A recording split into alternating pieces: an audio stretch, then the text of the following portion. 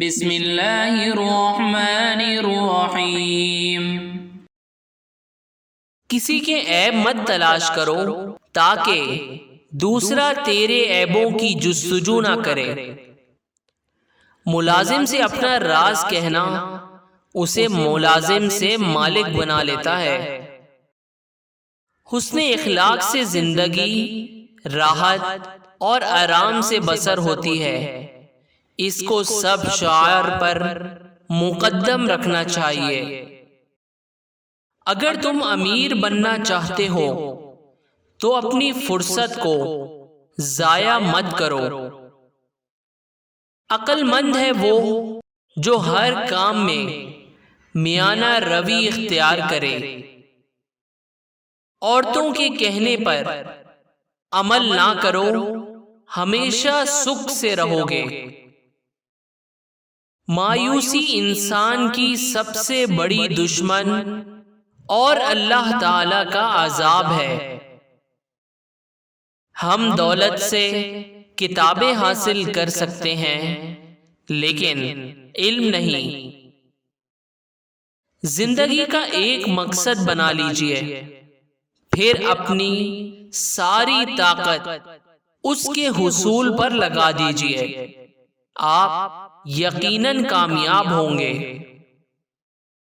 غصہ کبھی کبھی قابل سے قابل انسان کو بھی بے وقوف بنا دیتا ہے۔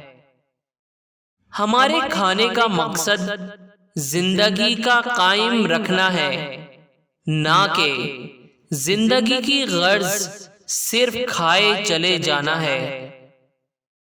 جس بیماری کا سبب معلوم ہو اس کی شفا بھی موجود ہے۔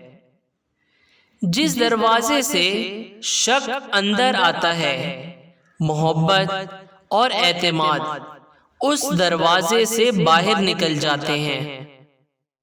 سب سے زیادہ مفلس اور تہی دوست وہی ہے جس کے پاس نیک اعمال نہ ہوں۔